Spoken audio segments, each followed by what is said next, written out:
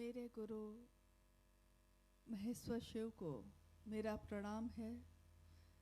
इस कालखंड के प्रथम शिव के शिष्य और हम सबों के परम आदरणीय वरेण्य गुरु भ्राता साहब श्री हरिनानंद जी के चरणों में मेरा प्रणाम है। शक्ति स्वरूपा माँ नीलम आनंद जी के चरणों में मेरा प्रणाम है। और शिव के शिष्य और उनके प्रशिष्य की इस तपस्थली गोरखपुर को और यहाँ उपस्थित आप सभी को, सभी के चरणों में मेरा प्रणाम है। आप सभी को मेरा प्रणाम।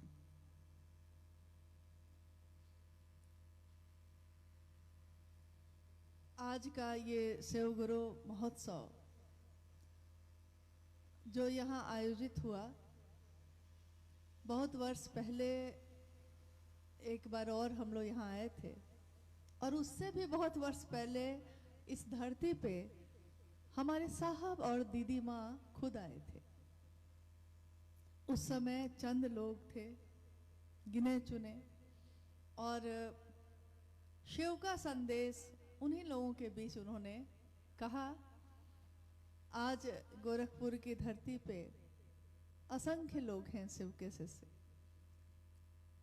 लेकिन उस समय जब वो आए तो काफी कम, क्योंकि शुरुआत थी वो। अभी थोड़ी देर पहले एक विषय आया और गुजरा, शिव की शिष्यता की पृष्ठभूमि, व्याप्ति और उसका प्रयोजन। थोड़ी देर के लिए पहले हम लोग इस पे बात कर लेते हैं, क्योंकि मैंने भी शिव को अपना गुरु बनाया है, आप सबने भी शिव को अपना गुरु बनाया है। शिव के शिष्य मत्स्येंद्र नाथ जी ने भी शिव को अपना गुरु बनाया था, उनके शिष्य गोरक्षनाथ जी ने भी बनाया था। और एक दिन ऐसा भी हुआ उनके जीवन में कि उन्होंने अपने गुरु को पुकारा और कहा कि जाग मच्छिंदर गोरख आया, आगम निगम का हेला जी, आप गुरु हम चेला जी। यानी एक शिष्य अपने गुरु को ही जगा रहा है और ये भी कह रहा है कि आप ही से मैंने आगम और निगम दोनों की व्याख्या समझी है। आगम कहते हैं जो शिव के द्वारा उतरी जो ज्ञान है, जो शिव के द्वारा उतरा। और निगम कहते हैं शिव ने भगवती को कहा और भगवती ने जो संसार को कहा। इसीलिए आप देखते होंगे कि जब माँ दुर्गा की पूजा होती है तो उस भजन में हम गाते हैं कि आगम निगम बखानी तुम शिव पटरानी। यानी आप शिव की पटरानी हैं, लेकिन आपने ही आगम और निगम को बखाया है, मतलब दुनिया को बताया है। आदि गुरु शिव, यानी शिव जब गुरु होंगे तो कोई ना कोई पहला शिष्य होगा उनका। जैसे ही शिव के अनेक स्वरूप हैं, उसमें शिव का गुरु स्वरूप जब आता है तो कोई ना कोई तो शिष्य होगा पहला। क्योंकि साहब हरिनानंद जी के लिए जब हम कह रहे हैं कि इस कालखंड के प्रथम शिव के शिष्य, यानी इस कालखंड से पहले भी काल आया है, और काल जब से शुरू हुआ तो जब शुरू हुआ उस समय कौन था उनका शिष्य? शिव की शिष्य, मतलब प्रथम शिष्य उनका कहा गया मां भवानी स्वयं है, शिव की शक्ति। तो शिव की शक्ति को जो ज्ञान शिव ने दिया, आगम कहलाया, और माँ भगवती, माँ भवानी ने जो जगत को दिया, शिव से सुनकर जो जगत को दिया, उसको निगम कहा गया। इसीलिए योगी गोरक्षनाथ जी अपने गुरु को कहते हैं कि आगम निगम का हेला जी, आप गुरु हम चेला जी, जाग मच्छिंदर गोरख आया। मतलब हे गुरु मेरे, जागिए कि आपका शिष्य आया है। अब देखिए कितने युग आए, जब से ये धरती है, जब से ये दुनिया है, कितने युग आए, सतयुग आया, त्रेता युग आया, कितने युग आए और जाते गए, चलते गए, गुजरते गए। अभी जिस युग में है हम लोग, इसको कहते हैं, क्या कहते हैं? कली युग।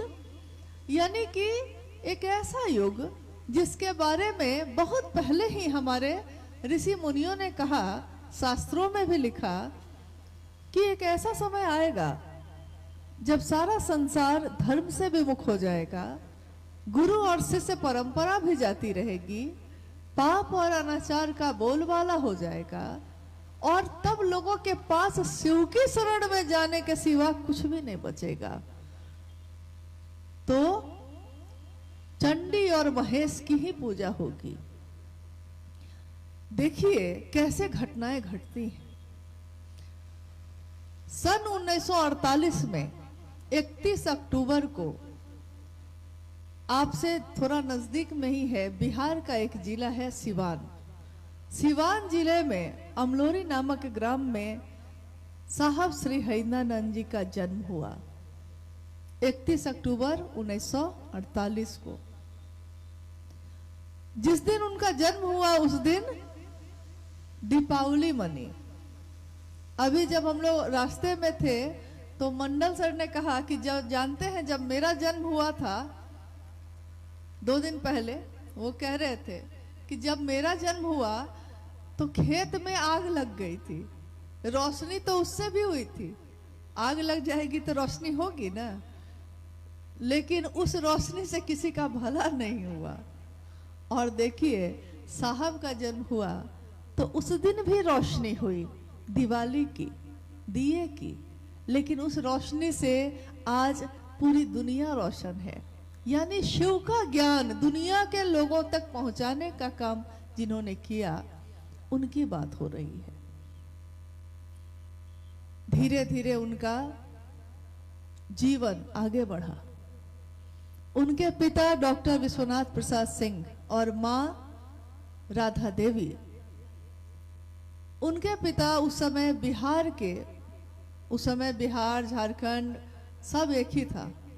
उनके पिता उस समय एजुकेशन डायरेक्टर थे, यानी शिक्षा जगत के एक बड़े पदाधिकारी।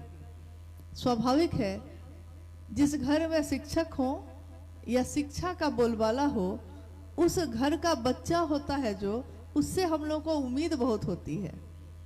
हम सोचते हैं शिक्षक अगर कोई है, वो भी सोचता है कि मेरा बच्चा अगर अच्छा नहीं पढ़ा तो दुनिया मुझ पे हंसेगी। और साहब हरिंद्रानंद जी के पिता तो बड़े शिक्षा पदाधिकारी ही थे। नतीजा वही हुआ, इतने बड़े पद पे वो स्वयं थे।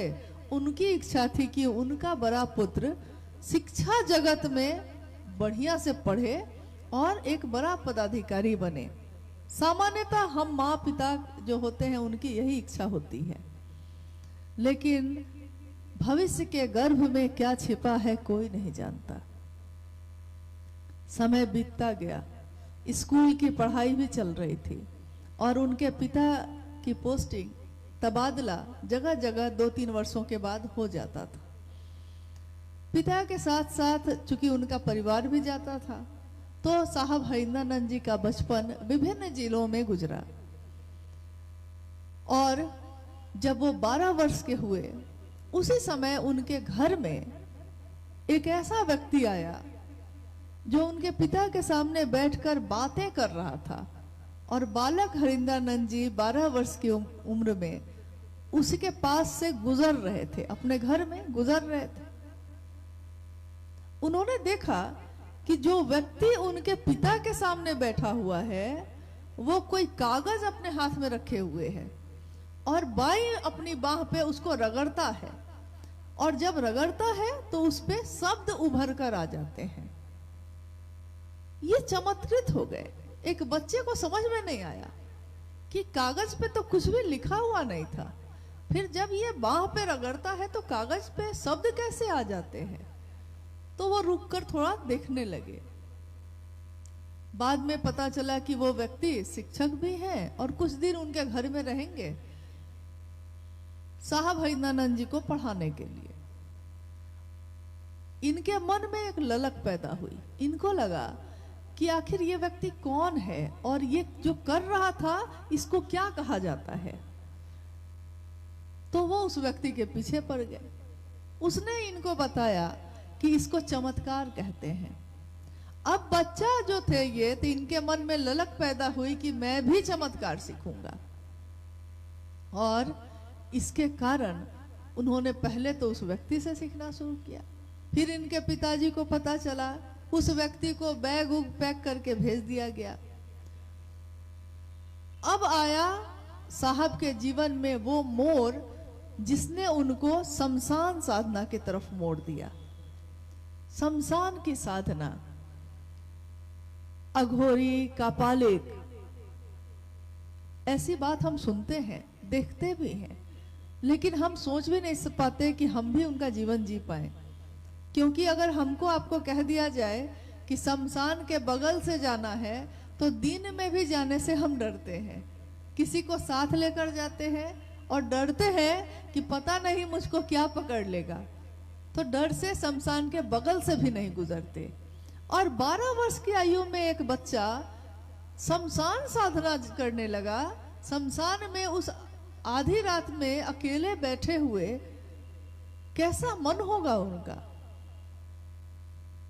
और समय बीता, धीरे धीरे उनके मन में ये जो बेचैनी थी बढ़ने लगी। कुछ भी सीख लेते थे लेकिन मन की प्यास नहीं बुझ रही थी। लगता था कि कुछ छूटा हुआ है, अभी भी प्यास लगी है, अभी भी कुछ पाना बाकी है। और ऐसा करते करते आगे का उनका 14 वर्ष का जीवन और गुजर गया। इस बीच में बहुत लोगों को उन्होंने अपना गुरु बनाया और बार बार धोखे खाए। ऐसा नहीं है कि हर शरीरधारी गुरु धोखा देता है, ऐसा नहीं है। अभी भी भारत में, दुनिया में कुछ गुरु सचमुच में शिव की तरफ चलने का रास्ता दिखाते हैं। लेकिन जिस तरह की दुनिया का स्वभाव हो गया है, तो शरीरधारी बहुत लोग गुरु बनकर मुखौटा चढ़ाकर धोखा भी तो देते हैं। संयोग ऐसा हुआ कि साहब हरिनानंद जी का जो वास्ता है अक्सर वैसे ही गुरुओं से पड़ा जहां उनको छल मिला, धोखा मिला। अगर एक व्यक्ति को बार बार धोखा मिले तो धीरे धीरे उसका मन टूटने लगता है, लोगों पर से विश्वास उठ जाता है। एक कहावत है कि दूध का जला हुआ मट्ठा भी फूक फूक कर पीता है। अगर दूध से मुंह जल जाए तो मट्ठा का सफेदी भी हम देखते हैं ना, तो हम डरते हैं उसको पीने से। क्या पता ये भी गर्म होगा, क्या पता इससे भी मुंह जल जाए। तो दूध का जला मट्ठा भी फूक फूक कर पीने की जो कहावत है, यह चरितार्थ हुई साहब के जीवन में। अब उनको किसी पे विश्वास नहीं था, न गुरु पे, न सदगुरु पे, न ईश्वर पे, न किसी व्यक्ति पे। पूरी तरह अविश्वास से भरा हुआ मन, हर जगह से टूटा हुआ और हताश मन। और उस मनोदशा में उन्होंने शमशान साधना में ही सन 1974 में बिहार में एक जिला है आरा, जहां गांगे शमशान में वो उस रात जब साधना कर रहे थे, अचानक उनका मन टूट गया पूरी तरह। लगातार ये बर्दाश्त करते करते अब वो टूट चुके थे। उनके मन ने सोचा कि पिछले 14 वर्षों से मैं यही कर रहा हूं। न जाने कितने लोगों को अपना गुरु बनाया, लेकिन किसी ने भी सही रास्ता नहीं दिखाया, सबने धोखे दिए। और उसी समय उनके मन में, शमशान की उस आधी रात में, उनके शांत मन में एक विचार कौन था। विचार हमारे आपके मन में भी आते हैं बहुत तरह के, लेकिन विचार आते हैं और टूट जाते हैं। कभी विचार आता है घर बनाएंगे, कभी विचार आता है जमीन खरीदेंगे, कभी विचार आता है कि ये काम करेंगे, कभी विचार आता है वो काम करेंगे, लेकिन विचार आते हैं और टूट जाते हैं। साहब हरिनानंद जी के मन में जो विचार आया वो टूटा नहीं, खरा रहा, ठहरा रहा। और ये विचार क्या था? उनके मन ने सोचा, मेरे पिता कहते हैं मेरी माँ को कि मलकिनी ईश्वर शिव के कहल जाला। ईश्वर किसको कहते हैं? शिव को कहते हैं। और अक्सर ये श्लोक उनके घर में गूंजता था, गुरुर ब्रह्मा गुरुर विष्णु गुरुर देवो महेश्वरा, गुरु साक्षात पर ब्रह्मा तस्मै श्री गुरुवे नमः। ज्यादातर लोग समझते हैं कि शायद इसका ये अर्थ है कि गुरु ब्रह्मा भी हैं, गुरु विष्णु जी भी हैं और गुरु महेश जी भी यानी शिव जी भी हैं। लेकिन इस श्लोक का ये अर्थ नहीं होता। इस श्लोक का ये अर्थ है कि गुरु, जो भी गुरु होते हैं उनमें ब्रह्मानी शक्ति होती है, यानी उत्पन्न करने की, पैदा करने की। वैष्णवी शक्ति होती है, यानी जीवन को चलाने की। और महेश की शक्ति होती है, यानी लय हो जाने की, खत्म हो जाने की। पैदा हुए, रहे और फिर एक दिन खत्म हो गए। गुरु में ये तीनों शक्तियां होती हैं। यहां तक कहा गया कि गुरु साक्षात पर ब्रह्म होते हैं। गुरु क्या है? तो परम ब्रह्म, यानी कि परम सत्ता किसको कहा गया? वही शिव का अंश हमारे अंदर आया, आपके अंदर आया, तो मनुष्यात्मा कहा गया, जीवात्मा कहा गया। और वही परम सत्ता में जब है तो उसको महेश्वर कहा गया, परम है जो। तो ये पंक्ति के गूंजते ही साहब के मन ने ये सोचा कि जब गुरु में ये सारी चीजें होती हैं और गुरु ईश्वर होते हैं और ईश्वर तो शिव को कहते हैं, तो उनके मन ने सोचा कि जब शिव को ईश्वर कहते हैं, वो शिव ही, वो भगवान ही, गुरु क्यों नहीं है? जब गुरु भगवान है तो भगवान गुरु क्यों नहीं? मात्र ये विचार आया और ठहर गया उनके मन में। विचार अगर ठहर जाए तो एक दिन भाव बन जाता है, और भाव भी अगर गहरे हो जाए किसी के लिए तो प्रेम में बदल जाता है। प्रेम भी अगर गहरा हो गया, बहुत गहरा हो गया, समर्पित और एकनिष्ठ हो गया, तो क्या होता है? उसको कहते हैं भक्ति। भक्त बन गया वो, यानी अब वो पूरी तरह समर्पित है। लेकिन जिस दिन साहब ने शिव को गुरु बनाया था, याद करिएगा कि उनके मन में न तो विश्वास था, न तो श्रद्धा थी, और संशय ही संशय था। जरा भी विश्वास नहीं। उनको लगता था कि मैंने शिव को तो गुरु बना लिया है, लेकिन यहां भी धोखा होगा, क्योंकि हर जगह धोखा खाया है मैंने, तो यहां भी कुछ नहीं होगा। महादेव शरीर में तो है नहीं, तो जो शरीर में नहीं है वो मुझको ज्ञान कैसे देगा? और जो शरीर में नहीं है, न दीक्षा दे सकता है, न मैं उसको गुरु दक्षिणा दे सकता हूं, तो ये गुरु और शिष्य परंपरा बनेगी कैसे? क्योंकि उस समय तक उन्होंने न तो शास्त्र पढ़ा था, न तो कोई ग्रंथ या पुराण पढ़े थे। वो तो सामान्य एक स्कूल कॉलेज में पढ़ने वाले विद्यार्थी थे। उनके घर में उनके पिता काफी विद्वान थे, लेकिन उन्होंने अभी तक किसी ग्रंथों का अध्ययन नहीं किया था। और जब ये घटना घटी है, यानी 1974 में, उससे 2 वर्ष पहले सन 1972 में साहब हरिंद्रानंद जी का विवाह पलामू के, झारखंड में एक जिला है पलामू, वहां के मनातूगढ़ के राज परिवार में जन्मी राजमणि नीलम आनंद के साथ 22 मई 1972 को उनका विवाह हुआ। उसके 2 वर्षों के बाद, यानी सन 1974 के नवंबर माह में उन्होंने शिव को अपना गुरु बनाया। और जब उन्होंने शिव को अपना गुरु बनाया, हम आप जब जीवन में कुछ करते हैं तो हम सबसे पहले उस व्यक्ति को बताते हैं जो मेरे हृदय के सबसे नजदीक हो। हम अपनी खुशी या अपना दर्द उसी से बांटते हैं जो मेरे मन के नजदीक हो। और उन्होंने, उस समय तो मोबाइल नहीं था ना, फोन नहीं था, चिट्ठी चलती थी। चिट्ठी लिखने वाले को भी इंतजार होता था, चिट्ठी मिले जिसको उसको भी इंतजार होता था। तो साहब हरिंद्रानंद जी ने माँ नीलम आनंद जी को, जो मनातू में थी, उनके नाम एक चिट्ठी लिखी उस चिट्ठी में उन्होंने लिखा कि नीलम, मैंने शिव को अपना गुरु बना लिया है, तुम भी बना लो। माँ नीलम आनंद जी को जब यह चिट्ठी मिली, उनके हर्ष का ठिकाना न रहा। उन्होंने सोचा कि आखिर मेरे पति को एक ठौर मिल गया, महादेव मिल गए, और इस खुशी में उन्होंने भी महादेव को अपना गुरु बनाया। उसके बाद बिहार प्रशासनिक सेवा पदाधिकारी के रूप में साहब हरिनानंद जी का चयन पहले ही परीक्षा में हो गया। किसी को विश्वास नहीं हुआ। जो बच्चा हर रात शमशान में बिताता रहा हो और दिन कॉलेज में, किसी को विश्वास नहीं हुआ कि इतने बड़े पद पे वो तुरंत डिप्टी कलेक्टर में कैसे परीक्षा पास किए, किसी को समझ में नहीं आया। महादेव की दया अहेतुकी होती है। अपने शिष्यों की रक्षा वो स्वयं करते हैं।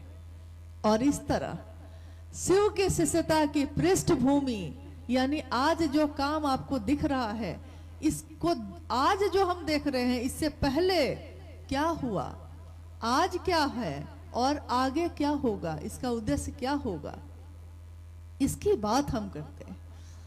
तो पृष्ठभूमि ये रही कि साहब के हृदय में और माँ नीलम आनंद जी के हृदय में शिव की शिष्यता अब जागी। और जब जागी तो माँ नीलम आनंद ने कहा, शिव तुम जागो, महादेव आप जागिए। बाद में उनके जीवन में अनेक चमत्कारिक घटनाएं होने लगी, जो वो कहते सो होने लगता। लेकिन एक दिन साहब हरिनानंद जी ने इस बात को समझ लिया कि आध्यात्मिक ऊर्जा यानी महादेव से मिली हुई दया अगर आपको मिल जाए तो उस ऊर्जा का उपयोग अपनी जागतिक लालसाओं के लिए नहीं करना चाहिए, यानी लौकिक कामनाओं के लिए। उसका उपयोग महादेव के लिए ही करना चाहिए। महादेव से मिली हुई चीज महादेव को ही समर्पित होनी चाहिए। तेरा तुझको अर्पण क्या लागे मेरा, सब कुछ तो आप ही का है। ये आकाश भी शिव का, ये धरती भी शिव की, ये हवा, ये अग्नि, ये जल, कण कण ब्रह्मांड का शिव का ही तो है। तो जो भी देंगे उन्हीं का न है। आज तक हजारों साल में शिव की पूजा का प्रचलन रहा है, शिव पुराण की कथाओं का प्रचलन रहा है। रामायण की कथा, महाभारत की कथा, संतों के प्रवचन, इसका प्रचलन रहा है। लेकिन आज तक के इतिहास में किसी ने भी ये नहीं सुना होगा शिव की चर्चा। इसका जिक्र साहब हरिनानंद जी से पहले किसी भी शिव के भक्त, शिव के शिष्य या किसी भी संत के द्वारा इस शब्द का प्रयोग नहीं किया गया। शिव की चर्चा पहली बार उनके तरफ से ये नाम दिया गया, क्योंकि उन्होंने कहा कि कथा तो हम सुनते हैं, गीत भजन हम सुनते हैं, क्षण भर के लिए हमारे मन पे उसका प्रभाव होता है, कुछ देर के लिए लगता है कि मन एकदम महादेव के पास ही चला गया। लेकिन जैसे ही वो कथा खत्म होती है या वो भजन या गीत खत्म होता है, वैसे ही हमारा मन तुरंत महादेव के सानिध्य से हट जाता है। तो उन्होंने एक बहुत सुंदर रास्ता शिव शिष्यों के लिए बताया। उन्होंने कहा कि जिसकी बात हम करते हैं बार बार, हमारा मन भी उसी से भर जाता है।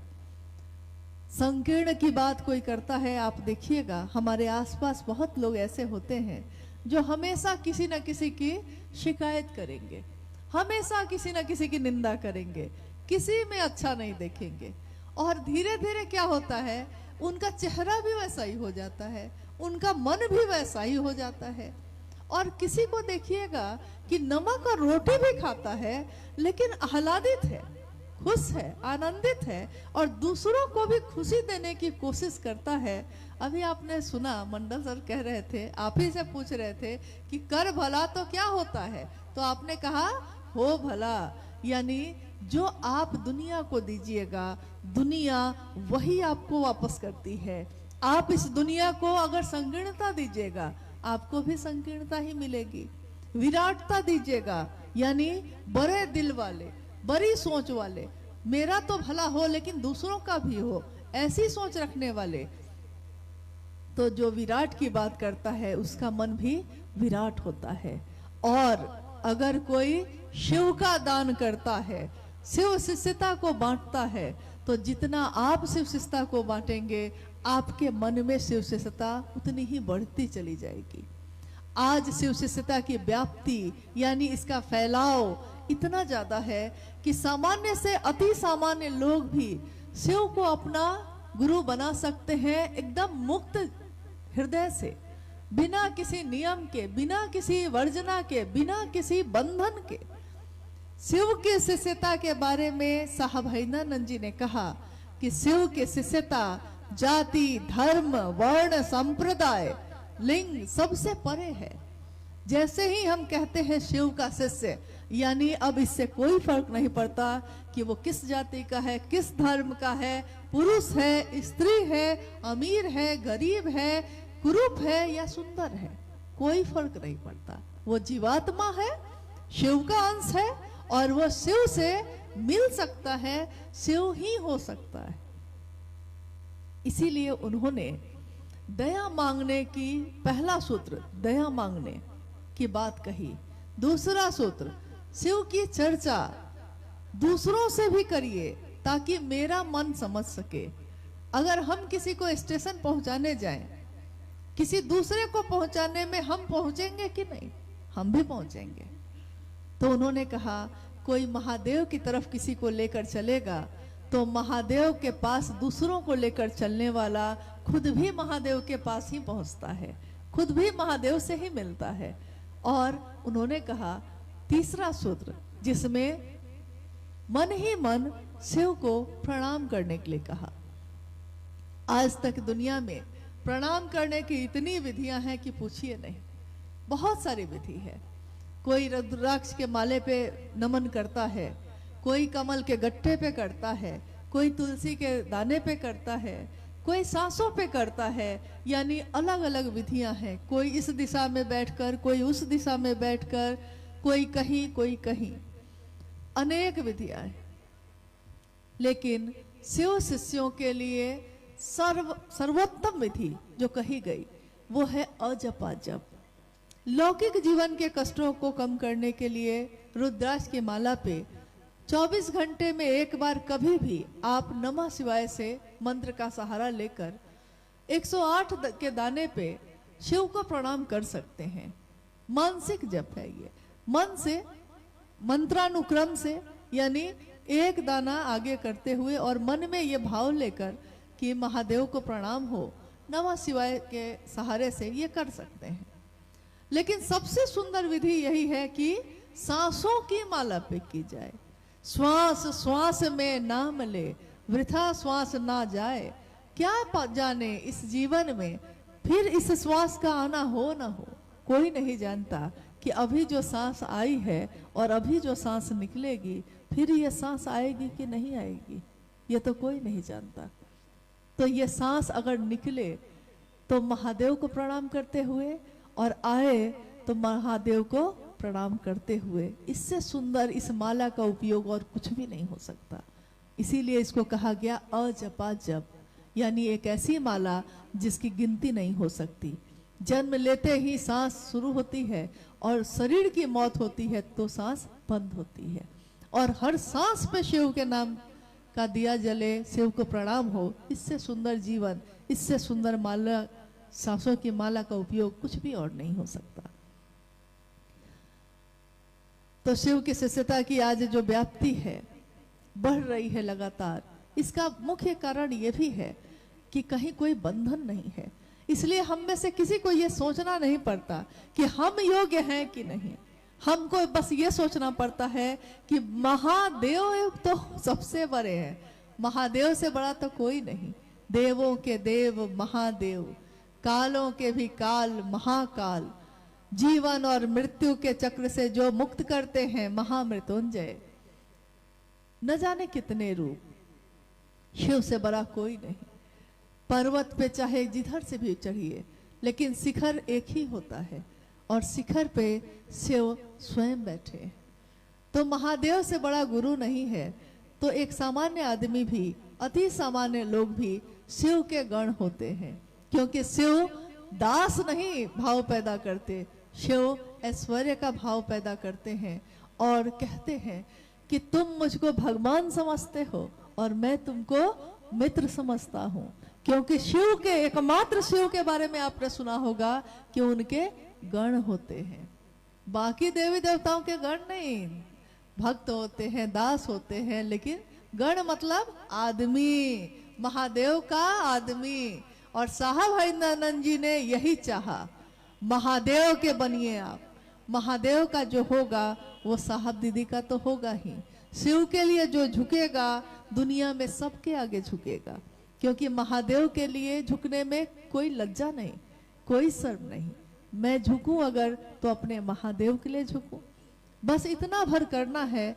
और उद्देश्य इसका स्पष्ट है, उद्देश्य है शिव से जोड़ना, अपने आप से नहीं। और अगर आप अपने आप से जोड़ने की कोशिश करेंगे किसी को भी, तो इसका नतीजा बहुत ही खराब होता है। ये हम लोगों ने असंख्य लोगों के जीवन में देखा है, इसलिए कह रही हूँ। नतीजा ये होता है हमारी आपकी ताकत में और उस महादेव की ताकत में कोई तुलना ही नहीं है। तो हम किसी को अगर लेकर चल भी सकेंगे तो कुछ दूरी तक ही, कुछ दूरी के बाद हम उसको लेकर नहीं चल सकेंगे। इसलिए खुद को से जोड़ने की प्रवृत्ति ठीक नहीं है, किसी के लिए भी ठीक नहीं है। जोड़ना है तो महादेव से जोड़िए और आगे बढ़िए। महादेव से जुड़ा हुआ आदमी दुनिया से जुड़ा होता है, सबका सम्मान करता है, सबको प्रणाम करता है, क्योंकि उसको महादेव की महिमा का गान गाना है। शिव की पूजा में हम जल चढ़ाते हैं, फूल चढ़ाते हैं, फल चढ़ाते हैं और मिठाइयाँ चढ़ाते हैं, बेलपत्र चढ़ाते हैं। लेकिन शिव की चर्चा में हम उसी महादेव की महिमा का गान करते हैं। हर व्यक्ति के साथ जगत में दूर दूर तक जाकर, गली गली, गांव गांव जाकर महादेव महादेव की गूंज होती है। जिसके भी नाम की घोषणा होती है, हम कितने आह्लादित मन से, घोषणा वो करवाता है। हम कहते हैं शिव को गुरु बना लो, तो सामने वाला आदमी कहता है कि हाँ ठीक है दीदी कहिए, हम मना लेते हैं। घोषणा उसके नाम की होती है और आनंद, आनंद उस व्यक्ति को होता है जिसने उसको जोड़ा है। यानी किसी और को शिव से जोड़कर अगर आपके दिल को खुशी मिल सकती है, तो इस आनंद के सामने दुनिया का सब आनंद फीका है। आइए हम लोग कुछ जिज्ञासाओं पे बात कर लेते हैं, अगर आई हैं तो। जिज्ञासा है, शिव तो भगवान हैं, इनको गुरु क्यों बनाए, जबकि बहुत गुरुओं की परंपरा जीवंत है। जिज्ञासा आपने सुनी है, शिव भगवान है तो उनको गुरु क्यों बनाए। भगवान के रूप में वो सबकी जो इच्छा करता है, मनोकामना मांगता है, कामना है किसी की, भगवान के रूप में कोई उनको पुकारता है, कोई उनकी भक्ति करता है, तो वो विचार नहीं करते कि आपके लिए क्या अच्छा है क्या बुरा। भगवान के रूप में औढ़ड़ दानी महादेव सबकी इच्छाओं की पूर्ति करते हैं, ये भी सत्य है। तो प्रश्न आता है कि जब सब कुछ मिल ही जाता है तो महादेव को गुरु बनाने की क्या जरूरत है। जगत गुरु शिव जीवन जीने की कला सिखाते हैं। सामान तो मिल गया लेकिन उसको संभालने का ज्ञान नहीं मिला।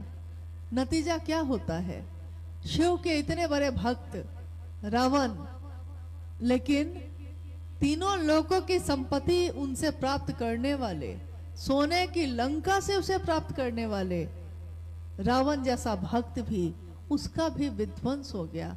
क्योंकि उसने संपत्ति तो मांगी, चीजें तो मांगी, लेकिन उन चीजों को संभालने का ज्ञान नहीं मांगा। हमारा बच्चा जब बड़ा होता है तो हम लोगों से जिद करता है, मोटरसाइकिल खरीद दीजिए मेरे लिए, आप भी खरीदिए, और हम लोग उसके जिद में आकर खरीद भी देते हैं।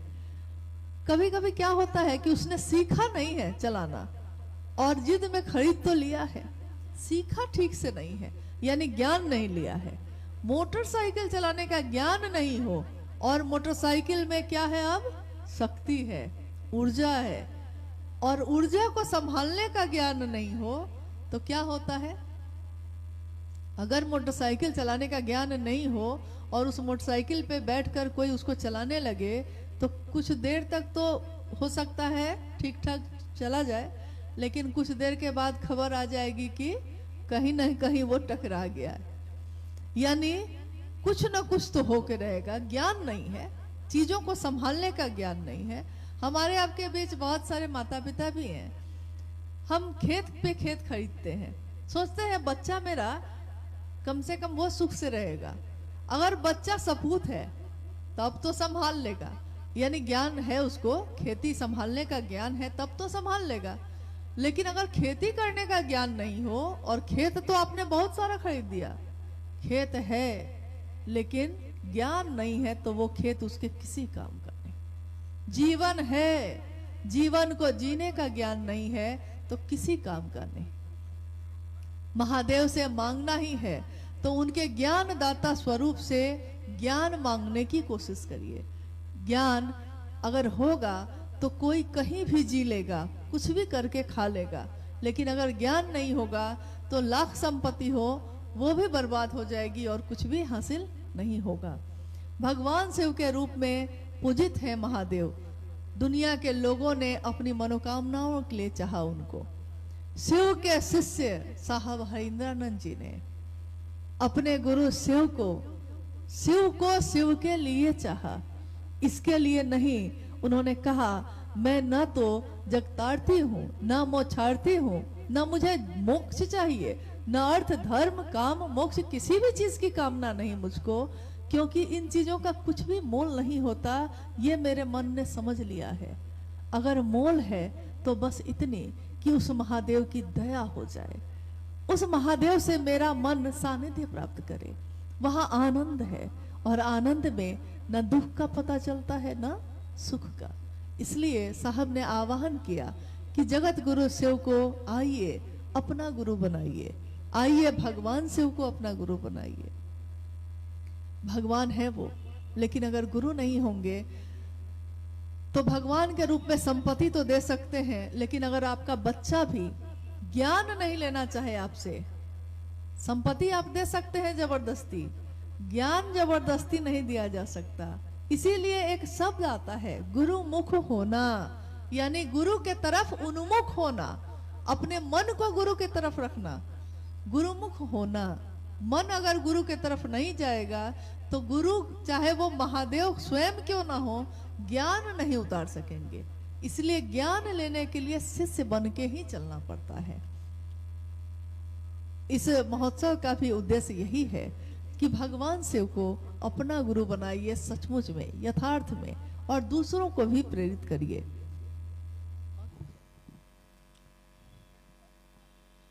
क्या मांस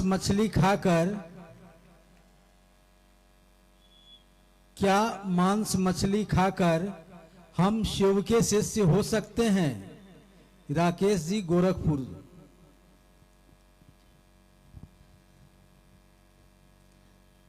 जब हम लोगों में से कोई भी साहब के पास जाता था और कहता था अलग अलग समस्या लेकर, कोई खान पान की समस्या, कोई वेशभूषा की, कोई भाषा की, कोई कहता कि फोटो रखे कि नहीं, कोई कहता कि पूजा करें कि नहीं, अगरबत्ती और दिया जलाए कि नहीं, बहुत सारी बातें। उसी में ये भी था मांसाहार करें कि नहीं, शाकाहारी हो। साहब ने कहा, शिव से हरिंद्रानंद जी ने कहा कि मेरे गुरु शिव ने, चूंकि अभी पूरी घटना तो हम लोग बता नहीं पाए आपको, जो आगे उनके जीवन में हुआ, आकाशवाणी हुई थी और उस आकाशवाणी में आवाज आई कि जो तुम करते हो वो दूसरों को करने के लिए कहो। और साहब हरिंद्रानंद जी खुद शिव के शिष्य बने थे और दूसरों को कहते थे कि तुम भी शिव का शिष्य बनो। आवाज ने कहा, आकाशवाणी ने कहा कि जो तुम करते हो वो दूसरों को करने के लिए कहो। साहब ने कहा कि मेरे गुरु शिव ने बस इतना ही कहा था। उन्होंने ये नहीं कहा था कि तुम देखने रुक जाना कि क्या वो मांस खाता है, क्या वो मछली खाता है, क्या वो सब्जी खाता है, क्या वो तमिल बोलता है, क्या भोजपुरी बोलता है, कि संस्कृत बोलता है, कि पैंट शर्ट पहनता है, कि कुर्ता पजामा पहनता है, साड़ी पहनता है, कि फ्रॉक पहनती है। मतलब मेरे गुरु शिव ने इन चीजों को देखने के लिए नहीं कहा था। उन्होंने कहा था कि जो जिस अवस्था में है, जो जिस स्थिति में है, उसमें उसको शिव की तरफ मोड़ देना। अब गुरु कौन है यहाँ? महादेव स्वयं। तो नियम कौन लगाएगा? महादेव। अब आपके मन में अगर ये चीज, जो भी चीजें हमारे जीवन में गलत होंगी, अच्छी नहीं होंगी, तो गुरु भगवान शिव स्वयं है, वो स्वयं आपके मन से इन चीजों को उतार देंगे। जो स्वयं उतरती है चीजें, उसमें और जबरदस्ती उतारी जाए उसमें अंतर होता है। हम जबरदस्ती आपको कहें कि ये काम मत करिएगा, लेकिन पता चलेगा कि दिन रात आपका मन उसी काम को कर रहा है। मन, शरीर से आप नहीं कर रहे हैं, शरीर से आपको रोक दिया गया, रुक गए। तो शरीर से जबरदस्ती रोकने के बजाय कोशिश ये करनी है कि उस व्यक्ति को शिव से जोड़ दीजिए।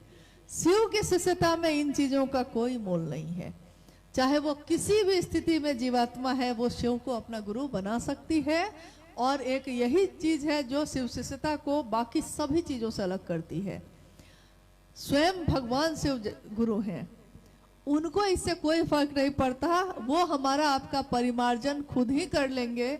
इसलिए इन चीजों में फंसने के बजाय हमको ये सोचना चाहिए कि महादेव तक हम कैसे पहुंचे।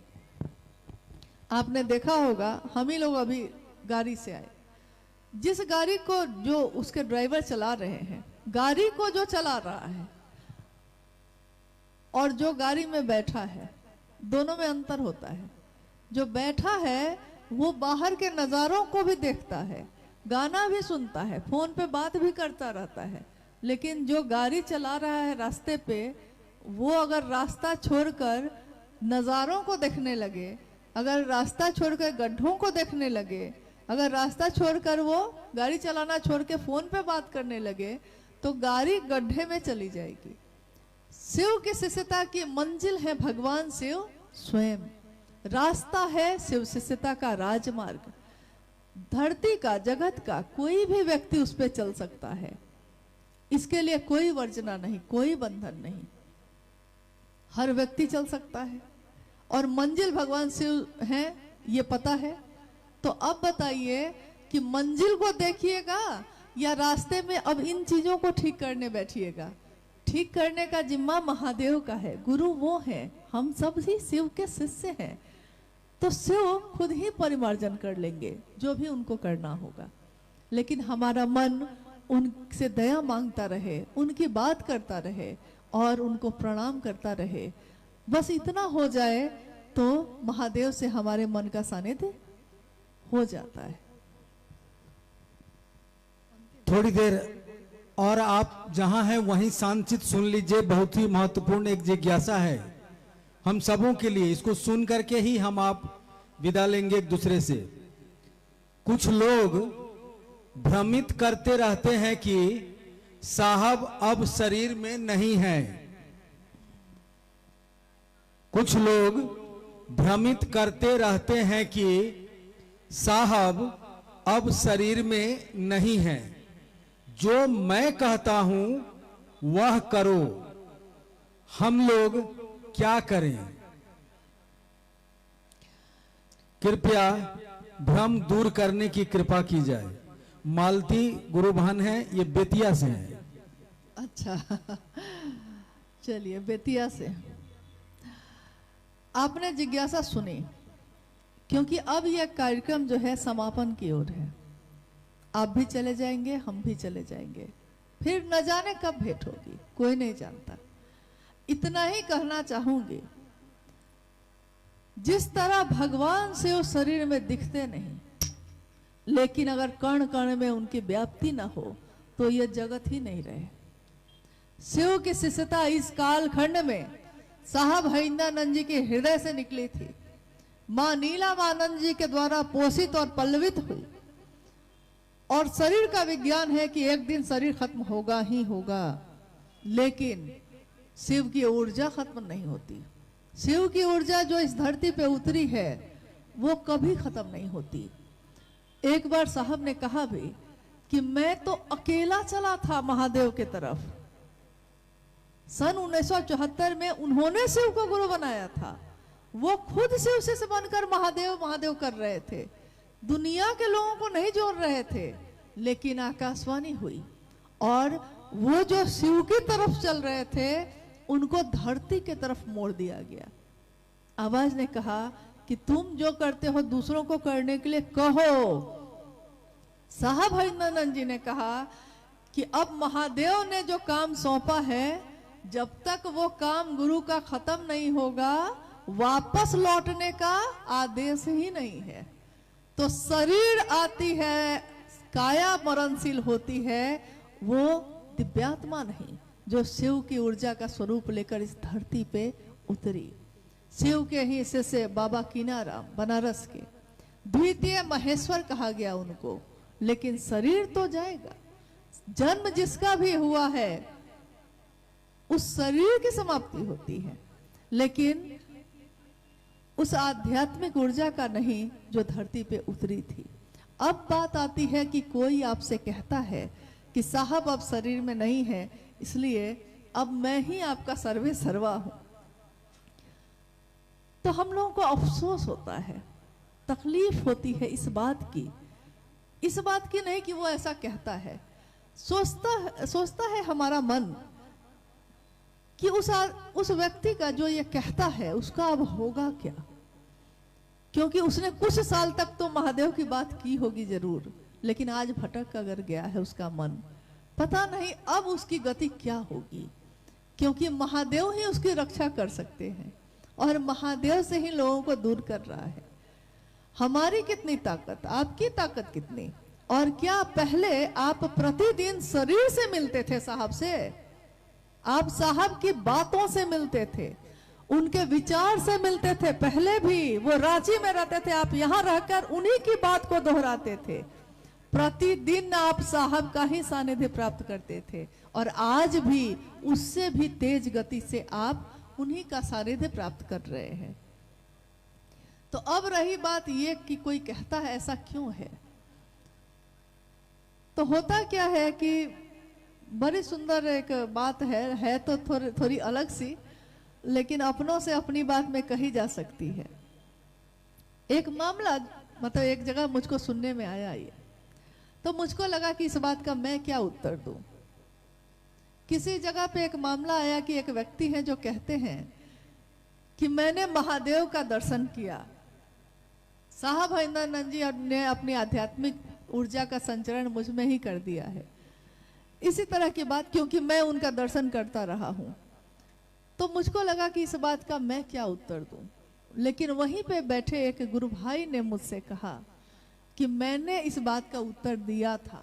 मैंने उस गुरु भाई से पूछा कि इसका क्या उत्तर दिया आपने, तो उसने कहा कि महादेव तो महादेव है ना दीदी, वो तो वरदानी है, जो उनकी भक्ति करता है उसको वरदान दे देते हैं, स्वाभाविक है उनका शिष्य भी वैसा ही होगा। तो साहब हरिनंदन जी ने बहुत लोगों को बहुत आध्यात्मिक ताकत दी इसके लिए कि वो महादेव की तरफ बढ़े। तो इसी पे उन्होंने कहा कि भस्मासुर ने भी, भस्मासुर सुना होगा आपने, नाम सुना है?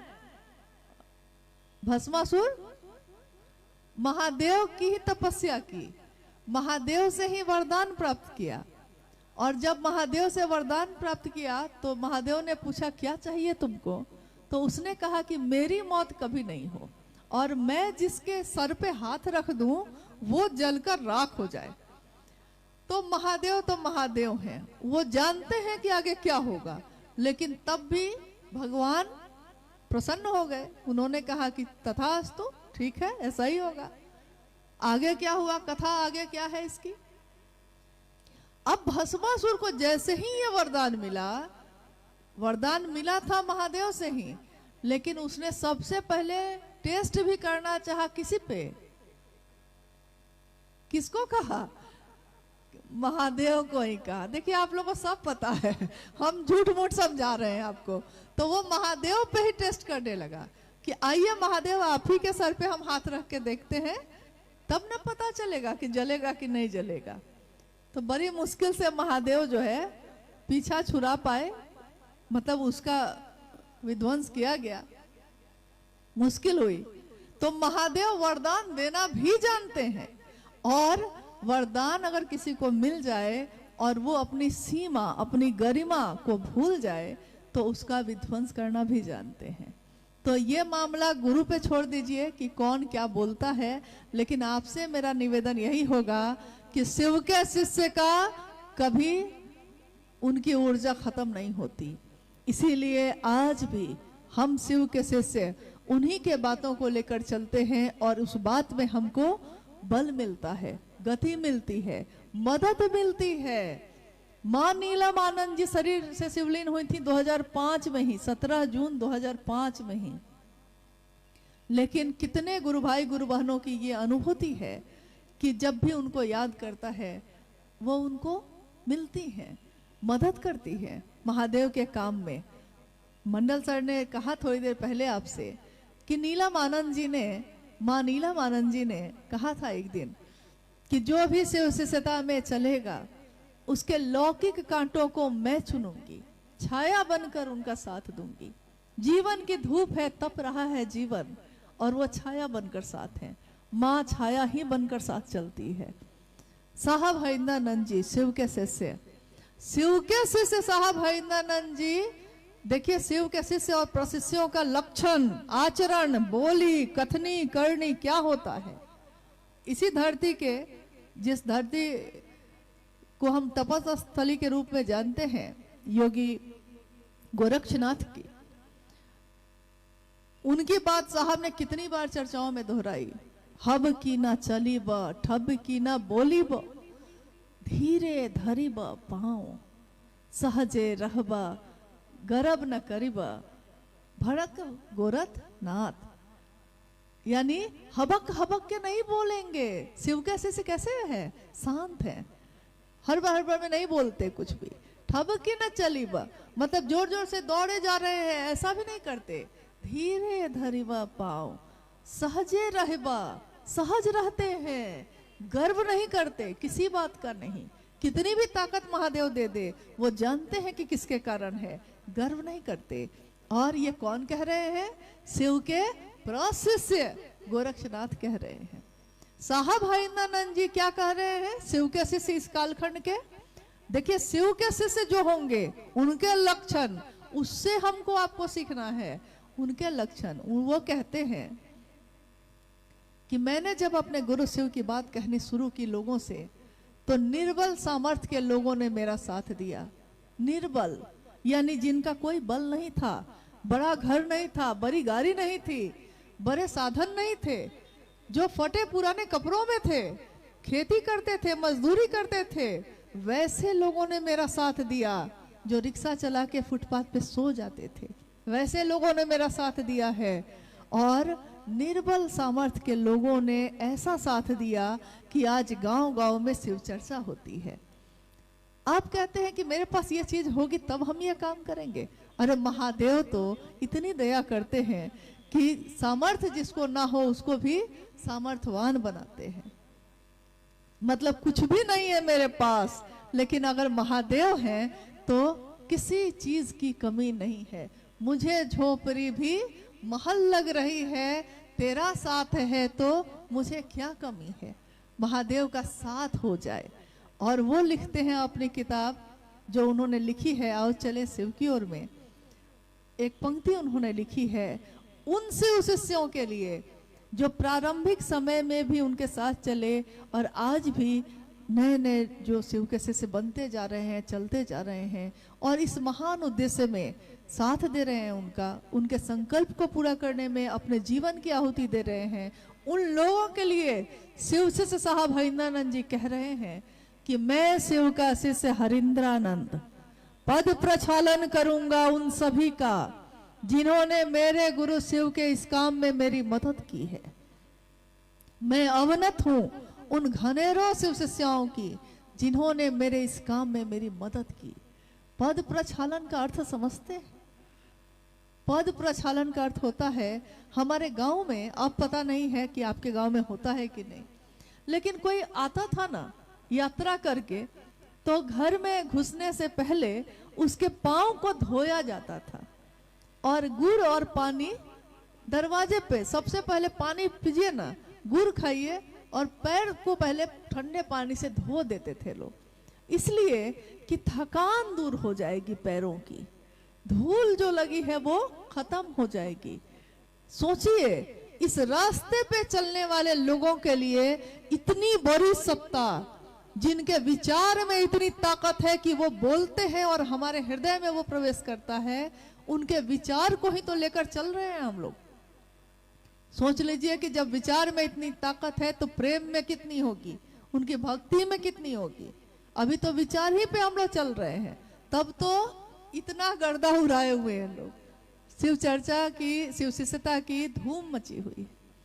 तो वो कहते हैं, वो अपने शिव के लिए इतना झुकते हैं कि वो अपने आप को पीछे करते हैं। महादेव आगे है, साहब और दीदी पीछे हैं, और वो कह रहे हैं कि जो इस रास्ते पे चलेंगे, मैं शिव का शिष्य हरिंद्रानंद उनके पैरों को धो दूंगा ताकि उनकी थकान मिट जाए, ताकि उनके जीवन को और ऊर्जा मिले, वो महादेव की बात कर सके।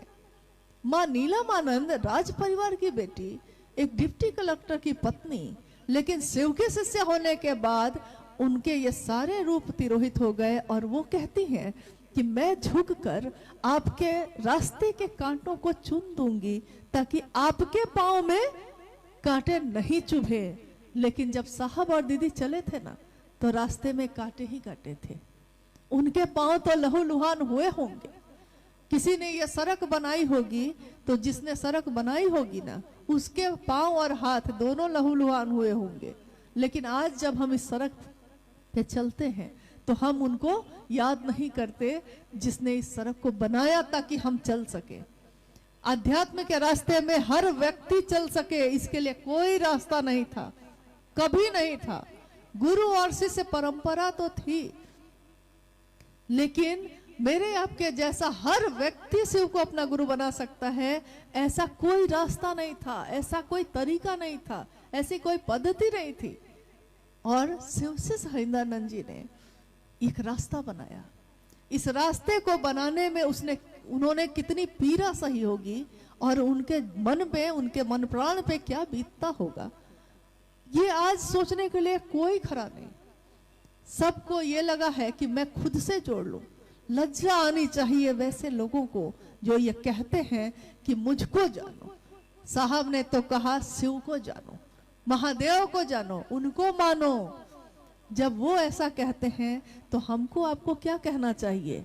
हमको आपको भी तो यही बोलना चाहिए जो उन्होंने कहा। हमारी आपकी बिसात क्या, कितने दिन हम जीवित रहेंगे?